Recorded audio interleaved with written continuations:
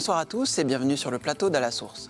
Au sommaire de ce journal, la fin du synode marqué par un discours puissant du pape François et la béatification de Paul VI, le traditionnel pèlerinage des élus le week-end dernier à Lourdes, et puis un reportage dans le diocèse de Belley-Ars où 2 églises ont été profanées. En fin de journal, vous retrouverez Cyril Le Peigneux et son invité du mardi. Cyril, quel thème a retenu votre attention cette semaine ? Bien, aujourd'hui, avec Jean-Marie Andrès, président des associations familiales catholiques, nous essaierons de comprendre la nouvelle répartition des allocations familiales, marqueur de la politique familiale du gouvernement. Le synode sur la famille s'est terminé dimanche avec la messe de béatification de Paul VI, présidée place Saint-Pierre par le pape François. On a pu noter la présence de Benoît XVI aux côtés des pères synodaux. À Rome, Charles-François Bréjon a rencontré le postulateur du procès en béatification de Paul VI, le père Antonio Marazzo. Il voit dans la figure du nouveau bienheureux avant tout un ardent défenseur et promoteur de la vie, en particulier celle des plus faibles. Ha talmente preso in considerazione l'uomo come valore e che noi forse come società stiamo un po' dimenticando.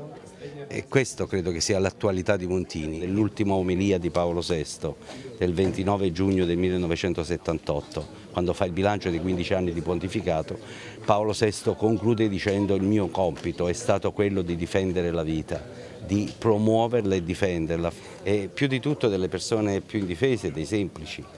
Se la famiglia è quella che deve far sì che quest'uomo si esprima come immagine di Dio, siamo in linea pienamente con quello che è stata la realtà del Concilio e che Montini ha predicato e portato avanti nel post-concilio per tutto il pontificato. Le bienheureux Paul VI a notamment été l'initiateur en 1965 du synode des évêques. Par cette institution permanente, il voulait répondre à un souhait exprimé par les pères du Concile Vatican II, conserver l'esprit de collégialité qu'ils avaient vécu pendant ces 4 années de travaux conciliaires. Cet esprit de collégialité, le pape François a affirmé l'avoir ressenti pendant le synode sur la famille. Dans son discours de clôture de samedi, le même jour, les pères synodaux ont voté le texte de la Relatio Synodi, clôturant leurs travaux des 15 derniers jours. Bien sûr, le texte met en valeur la vérité et la beauté des familles qui restent fidèles aux enseignements de l'Église. 3 paragraphes n'ont pas recueilli la majorité qualifiée, soit les 2/3 des pères synodaux. L'accès au sacrement pour les divorcés remariés, la communion spirituelle pour les divorcés remariés et enfin l'accueil des personnes homosexuelles dans l'Église. Les désaccords portaient surtout sur la formulation des propositions. Pour le Vatican, cela signifie que le débat reste ouvert en vue du synode de 2015. Nos confrères de l'agence Immédia nous en reparleront dans quelques instants. Mais avant, voici le résumé du discours du pape. Les tentations ne doivent ni effrayer, ni déconcerter et encore moins décourager parce qu'aucun disciple n'est plus grand que son maître. Durant la 15e et dernière congrégation générale du synode extraordinaire sur la famille, le pape François a dressé le bilan de cette assise, un chemin parsemé de tentations, mais aussi caractérisé par la beauté du débat. Le pape a énuméré ainsi les tentations de raidissement hostile, c'est-à-dire le désir d'enfermer dans l'écrit et de ne pas se laisser surprendre par Dieu. La tentation de l'angélisme destructeur qui, au nom d'une miséricorde trompeuse, veut bander les blessures sans les avoir d'abord soignées. La tentation de descendre de la croix pour satisfaire les gens. De nombreux commentateurs, a précisé le pape François, ont cru voir une église en dispute, mais le synode n'a jamais remis en cause les vérités fondamentales du sacrement du mariage. L'indissolubilité, l'unité, la fidélité et l'ouverture à la vie. L'Église, a-t-il clarifié, n'a pas peur de se retrousser les manches pour verser l'huile et le vin sur les blessures des hommes. Une Église qui ne regarde pas l'humanité d'un château de verre pour juger et classifier les personnes. Il a ensuite rappelé que le devoir du successeur de Saint-Pierre était de garantir l'unité de l'Église et que celui des évêques était de nourrir le troupeau et d'accueillir ceux qui se sont perdus. Le pape a en outre autorisé la publication de la Relatio Synodi, le rapport final du travail en l'Assemblée synodale. Le rapport a été approuvé par l'Assemblée. Chacun des 62 paragraphes a été soumis au vote. 3 points en particulier, relatifs à l'accès à la communion pour les divorcés remariés et à l'homosexualité, n'ont pas obtenu la majorité des 2/3, mais seulement la majorité absolue. Ce n'est un secret pour personne, le traitement médiatique du synode a fait l'objet de nombreuses controverses. Certains observateurs ont parfois accusé les médias de faire le débat à la place des évêques, sur la base de documents qui, pour certains, n'auraient pas dû être publiés. Samedi soir, le pape a donc tenu à apaiser les esprits en allant saluer la presse réunie à la sortie de la salle du synode. Charles-François Bréjon était parmi eux. Io vorrei ringraziarvi del vostro lavoro e grazie tante a voi e ai vostri colleghi per il lavoro che avete fatto. Grazie tanto. Grazie. Oh. On ferme notre page Vatican avec la confirmation officielle ce matin des dates du voyage du pape François en Turquie, 28, 29 et 30 novembre prochains. Le pape fera étape à Ankara, puis à Istanbul. 2 célébrations sont prévues à l'église patriarcale orthodoxe Saint-Georges, aux côtés du patriarche œcuménique de Constantinople. Monseigneur Louis Pelâtre, vicaire apostolique latin d'Istanbul, nous en dit plus sur le sens de ce programme. Le patriarcat orthodoxe, en fait, c'est surtout le patriarche Bartholoméos qui a insisté pour la visite du pape. Donc, on sait très bien que ça s'inscrit dans les relations écuméniques entre le Saint-Siège et le patriarcat écuménique. C'est ça le principal. Donc, moi, j'espère bien sûr que ça fasse avancer la cause de l'écuménisme et de l'unité entre les chrétiens d'Orient et d'Occident. C'est le principal. Ce week-end, les Norvégiens ont fêté le millénaire du baptême du roi Olaf, viking qui a christianisé leur pays au Xe siècle et qui est aussi le saint patron de la Scandinavie. Quel rapport avec la France? Eh bien, c'est à Rouen que le futur roi fut baptisé. Pour marquer cet anniversaire, des représentants de l'Église catholique et de l'Église luthérienne de Norvège se sont retrouvés dans la cité normande à l'invitation du diocèse et de la ville. On écoute leur témoignage sur cette figure d'unité entre catholiques et luthériens. Il y a donc 1000 ans, l'archevêque Robert a baptisé Olaf, qui était venu pour faire la guerre en Normandie. Et je crois que sa conversion fut très sincère.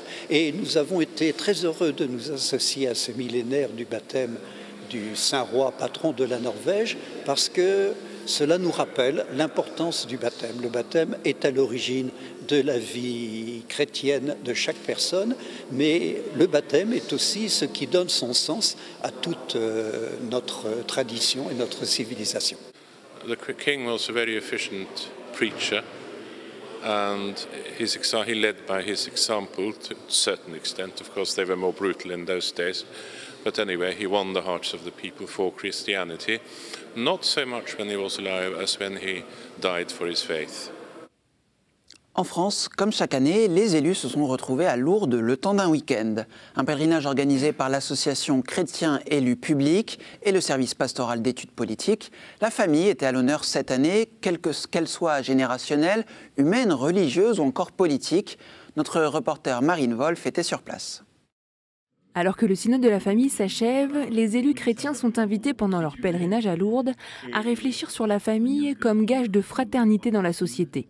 Il y a un bien profond dans la réalité familiale qui est l'unité de ses membres. Donc comment est-ce que l'on peut être à la fois chrétien, élu, engagé dans une famille politique, engagé dans une famille religieuse? Comment est-ce que tout ça s'articule, se superpose et permet finalement de vivre une identité chrétienne heureuse tout en étant élu? Nicole Ferrand est conseillère municipale à Pau-les-Mieux au Mont-d'Or, un village de 1200 habitants dans la région lyonnaise. Elle participe chaque année à ce temps de ressourcement. Peut-être que ça m'aide à mieux écouter, d'avoir autour de la table du conseil une attitude de patience. Eux sont tous du conseil municipal de Tours, plébiscité en mars dernier. Pour leur premier pèlerinage d'élus chrétiens, ils ont décidé de venir ensemble, un moyen pour eux de partager autre chose que le quotidien. Toutes les rencontres que nous avons faites, tous les enseignements de haut niveau que nous avons eus, nous donnent envie d'aller plus loin. Le fait d'être chrétien, pour nous fait faire de la politique différemment. C'est important de se poser cette question-là, pourquoi effectivement on s'est engagé.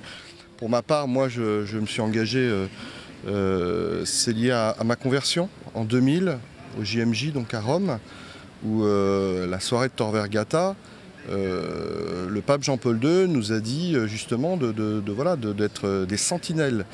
À l'époque, il parlait de sentinelles. Je ne suis pas sûr que tout le monde ait bien compris. Aujourd'hui, ça a du sens, notamment en France, aujourd'hui. C'est une mission de service, alors si on ne l'ancre pas dans quelque chose de profond, ça perd vite de son sens. Ce temps de réflexion et de recueillement, les élus souhaitent le mettre à profit pour qu'une fois rentrés chez eux, ils puissent vivre leur responsabilité d'élus en cohérence avec leur foi. On va parler maintenant d'une triste tendance qui frappe nos églises en France, les dégradations et plus grave encore, les profanations. Il y a quelques jours, c'était au tour de 2 églises du diocèse de Belley-Ars d'être touchées. Les paroissiens de Saint-Jean-de-Niaux et de Sainte-Julie ont découvert la porte du tabernacle de leurs églises violemment fracturée. Ciboires et hosties consacrées ont été emportées. Lundi dernier, l'évêque Monseigneur Pascal Roland a célébré une messe de réconciliation et de réparation dans l'une de ces églises. La communauté catholique et civile est mobilisée pour que cela ne se reproduise plus. Le marbre du tabernacle de l'église Sainte-Julie est encore brisé, victime des coups des voleurs. 10 km plus loin, les tabernacles de l'église Saint-Jean-de-Niaux ont été réparés par la mairie, mais le traumatisme des vols est grand. La profanation, elle est pour nous très, très grave, étant donné que c'est notre Seigneur qui a été pris, et donc dans notre foi, c'est un enlèvement. Depuis 10 jours, l'église et les services publics travaillent main dans la main. 2 enquêtes ont été ouvertes auprès de la gendarmerie. Je leur ai demandé d'effectuer des patrouilles plus nombreuses, même si évidemment on ne peut pas mettre un gendarme en faction devant chaque église en permanence. Je crois que la vie en zone rurale, elle repose sur une confiance, mais aussi sur la vigilance de chacun. Les gens ont tous réagi très rapidement, il y a une solidarité à la fois intra-ecclésiale et en même temps de toute la société. Et je crois que ça montre bien la place de l'église dans la société. Quand l'église est atteinte, ça touche toute la société. Mais la vraie bataille contre les vols et les dégradations se joue ici dans ce petit bureau de l'évêché. Depuis 10 ans, plus de 25 000 pièces installées dans les églises ont été répertoriées.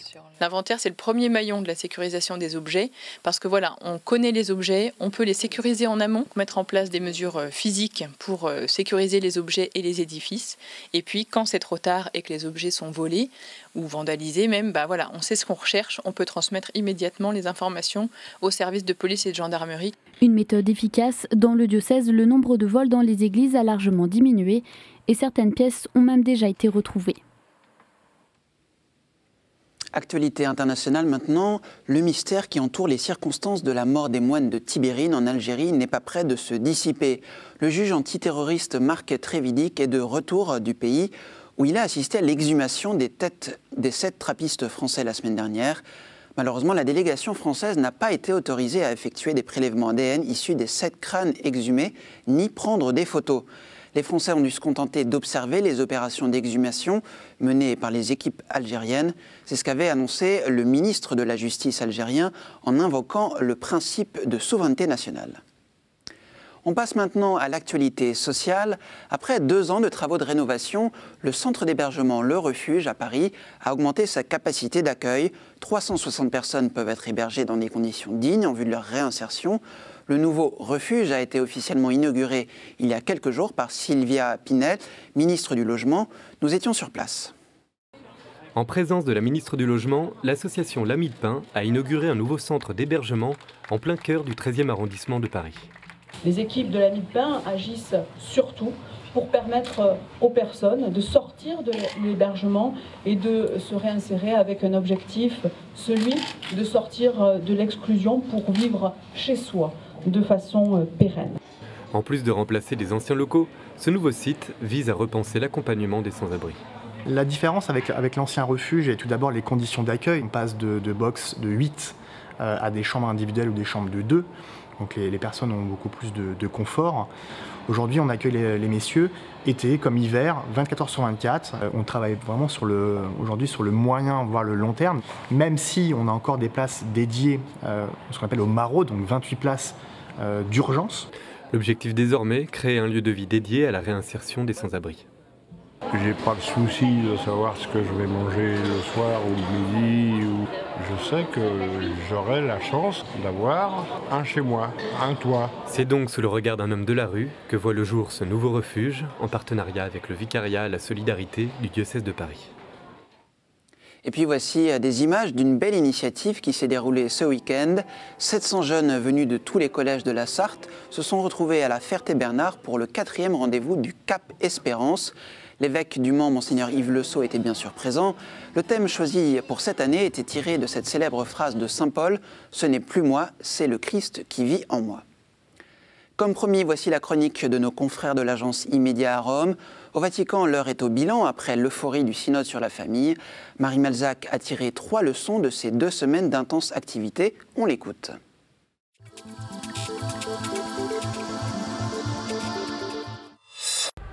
Voilà, c'est terminé. Ce synode tant attendu et que vous avez sans doute pu suivre sur KTO s'est achevé avec la publication du rapport final des pères synodaux dont 3 paragraphes n'ont pas été approuvés faute de consensus sur la question d'une part de l'homosexualité et de l'autre sur celle des divorcés remariés. Alors les commentateurs n'ont pas hésité à parler de fractures, de divisions, voire même de conflits au sein de l'Église catholique. Pourtant, c'est le pape François lui-même qui avait demandé ce débat libre et sincère et c'est véritablement ce qui s'est passé. Dès lors, comme catholique, que retenir de ce synode? Eh bien, 3 points principaux. Le premier, c'est très certainement l'attention qu'a montrée l'Église envers la famille qui traverse depuis plusieurs années, on le sait, une grande crise. Eh bien, les pères synodaux ont regardé en face toutes ces situations et parfois, ils ont simplement formulé ce qui se vit concrètement sur le terrain. C'est de là qu'est sorti un des enjeux majeurs de ce synode, comment faire tenir ensemble vérité et miséricorde. Et puis, le deuxième point, c'est la figure du pape. En effet, pendant toute cette période de synode, certains ont pu craindre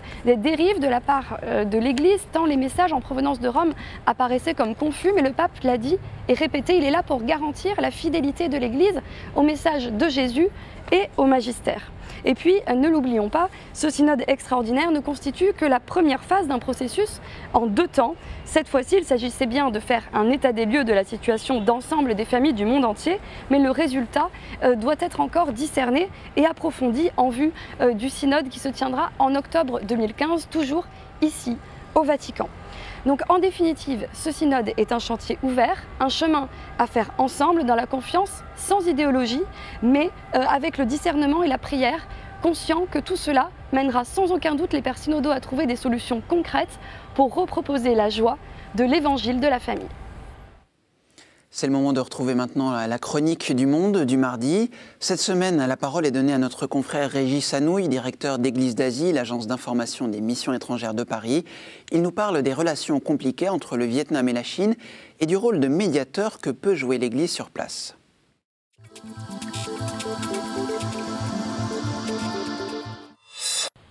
Heureux de vous retrouver pour ces chroniques du monde. Ces temps derniers, les guerres ouvertes et les conflits larvés se sont multipliés dans le monde. Au Vietnam, le conflit de souveraineté territoriale avec la Chine s'est subitement envenimé cet été avec l'installation d'une plateforme pétrolière chinoise dans les eaux territoriales vietnamiennes. À l'intérieur du pays, des manifestations anti-chinoises, parfois violentes, ont eu lieu. C'est cette situation qui a incité la commission Justice et Paix de l'épiscopat catholique vietnamien à intervenir dans une lettre adressée à l'ensemble du peuple de Dieu. Les rédacteurs de ce texte se réfèrent au message de la Vierge à Fatima. Les évêques vietnamiens en rappellent la teneur. Faites pénitence, convertissez-vous, changez de vie. Si vous accomplissez mes recommandations, beaucoup d'âmes seront sauvées, disait la Vierge à Fatima, et il y aura la paix. Sinon, la Russie propagera ses fausses doctrines à travers le monde et la guerre éclatera. L'Église sera persécutée et les justes martyrisés. La lettre de la commission vietnamienne transpose le contenu du message de Fatima, qui date de 1917, à notre époque. Je cite les évêques vietnamiens. Nos ancêtres ont obéi aux enseignements de la Vierge. C'est ainsi que la Russie et l'ensemble du bloc de l'Est se sont retournés et ont abandonné leur idéologie athée pour revenir sur le droit chemin. Quant à nous, nous devons continuer à mettre en pratique le message de la Vierge pour que la Chine se convertisse et pour que la justice et une paix véritable s'établissent au Vietnam. Aujourd'hui, ce n'est donc plus à la Russie mais à la Chine de se convertir. Et c'est au gouvernement vietnamien d'abandonner un système idéologique qui n'a jamais montré son efficacité. Benoît XVI le déclarait, si nous serions dans l'erreur si nous pensions que le message de Fatima n'était pas d'actualité. Étonnants évêques vietnamiens. Ils reprennent cette affirmation de Benoît XVI pour nous rappeler qu'il nous faut prier qu'il nous faut prier pour la conversion de la Chine, si nous voulons que la puissance retrouvée de l'Empire du Milieu ne se transforme en menace pour la paix dans le monde. Place maintenant au dossier. Quant à moi, je vous retrouve jeudi pour une nouvelle édition d'À la Source. Très bonne soirée à tous.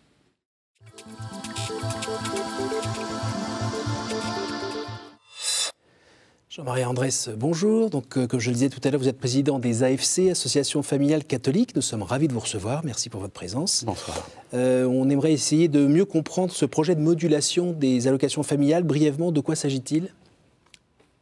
une nouveauté qui est proposée par l'Assemblée, qui est adossée par le gouvernement, et qui consiste non plus à verser la même somme d'argent à partir du deuxième enfant, quelle que soit la famille, mais au contraire de moduler ce versement en fonction des revenus de la dite famille.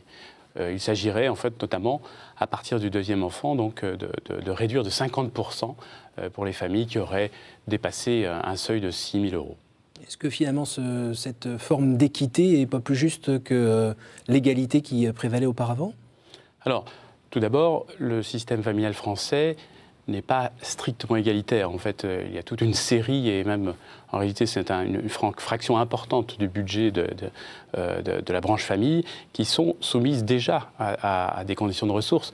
On peut penser par exemple à l'allocation de rentrée scolaire. Hein. Donc en réalité, on touche à quelque chose qui au contraire portait un symbole complémentaire, qui non pas de la politique sociale, mais d'une politique de solidarité familiale, qui faisait que on avait universalisé cette allocation de manière à manifester la solidarité en fait, qu'il y a entre les familles qui ont des enfants et l'ensemble des familles qui bénéficient de ces enfants, si je puis dire, puisque c'est eux qui, plus tard, notamment, payent les retraites. On a besoin de faire des économies, ça tout le monde l'a bien vu. Est-ce qu'il y a des grosses économies qui vont être faites grâce à cette mesure? Alors, l'ensemble des économies qui sont envisagées représentent quelques 700 millions d'euros. L'État français a besoin de faire des économies. Les familles, en général, qu'elles aient ou pas d'enfants, sont conscientes du besoin de faire des efforts. Je rappelle que les familles avec enfants, aujourd'hui déjà, quand on a augmenté la TVA, elles aussi contribuent donc à l'effort général. Elles ont déjà, tout récemment, à 2 reprises, par l'intermédiaire de la hausse, de la réduction du plafond sur le quotient familial, ont été amenés à contribuer très fortement à l'effort, je dirais, de la nation. Donc oui, on est bien conscient qu'il y a des efforts à faire. Ce qui est contesté, c'est de centrer cet effort sur les seules familles avec enfants, qui est un paradoxe en fait. Aujourd'hui, le critère pour pénaliser les familles, c'est en fait le fait d'avoir des enfants. Alors on raconte qu'il vaut mieux avoir un Picasso que 3 enfants en France? Oui, on peut le dire comme ça, puisqu'effectivement, aujourd'hui, ceux qui ont des enfants voient leurs impôts augmenter, ceux qui ont des enfants voient leurs allocations diminuer, ceux qui ont un Picasso, finalement, passent la crise tranquillement. Vous avez, je crois, été auditionné aujourd'hui par le Sénat. Est-ce que ce n'est pas un petit peu tard? Alors, non, j'espère. Nous avons des institutions, vous savez, qui fonctionnent sur, je dirais, 2 temps, en particulier. Les lois sont d'abord proposées à l'Assemblée nationale. C'est cette Assemblée nationale qui, avec le gouvernement d'ailleurs, n'ont pas consulté les associations familiales. Aujourd'hui, le texte, en réalité, à partir de la semaine prochaine, puisque le vote devrait intervenir ce vendredi, c'est le Sénat qui va reprendre le flambeau. Nous avons au contraire apprécié que le Sénat prenne cette initiative d'interroger les associations familiales. Alors ça, c'était ce matin. Qu'est-ce que vous êtes dit? Nous nous sommes dit que fondamentalement, aujourd'hui, donc on était en train de passer une limite symbolique extrêmement forte, qui est celle d'une nation française fondée sur la solidarité, solidarité où tous les enfants sont considérés de la même manière, parce que tous les enfants demain paieront les retraites de tout le monde, à une logique où, en réalité, petit à petit, on a confiné les familles avec enfants dans une communauté particulière, où les familles avec enfants qui ont plus de moyens vont financer l'aide sociale aux familles avec enfants qui ont moins de moyens. C'est une rupture historique. Donc on peut dire que la politique familiale en France, en général, ce n'est pas juste les allocations familiales. Il n'y a plus de politique familiale en France? En tout cas, la politique de solidarité, quelles que soient les familles, est aujourd'hui battue en brèche, certainement. Et les familles, d'une certaine manière, sont isolées, c'est-à-dire elles sont marginalisées, communautarisées. Qu'est-ce que vous comptez faire pour éviter cela? Écoutez, je pense qu'aujourd'hui, la priorité, elle est d'abord à la mobilisation, c'est-à-dire il faut convaincre le gouvernement en fait, qu'ils sont en train de mettre en œuvre des principes qui sont extrêmement dangereux, fragilisants. Le convaincre pour qu'il fasse machine arrière. J'espère que le fait que l'ensemble des associations familiales, quelle que soit leur tendance, ait exprimé en fait des réserves les plus vives en la matière sont porteuses d'espoir. De la même manière, les syndicats de travailleurs de tout temps confondus ont également manifesté leur désapprobation. C'est signe qu'effectivement, il y a quelque chose de grave qui se produit, puisque on va en quelque sorte envoyer un message aux familles qui est, de toute façon, les allocations familiales, vous ne pouvez pas compter sur elles peuvent à tout moment être diminuées, supprimées, rabotées. Alors certains s'inquiètent du taux de natalité en France qui pourrait être affecté. Vous en pensez quoi ? Écoutez, vous savez, ce qui fait qu'une famille décide ou pas d'avoir des enfants est un faisceau complexe de facteurs. Oui, c'est juste pour les allocations familiales, oui, bien sûr. Alors, les allocations familiales, évidemment, jouent un rôle, puisqu'en fait, c'est quand même un élément stabilisateur financier. Bien entendu que la perspective d'avoir du travail joue également. Les difficultés rencontrées aujourd'hui par les familles pour trouver un logement, vous imaginez bien, ne joue pas dans le bon sens. Reste que ce message général qui est « il y a moins de solidarité », c'est quelque chose qui va être pris en compte certainement par les familles en France. Merci beaucoup pour ces précisions. On sera donc attentif au travail du Sénat la semaine prochaine. Merci. Oui, c'est bien ça. Oui, la semaine prochaine. À bientôt. Merci beaucoup. Merci à tous pour votre attention. Vous pourrez revoir ce programme sur ktotv.com et rendez-vous jeudi.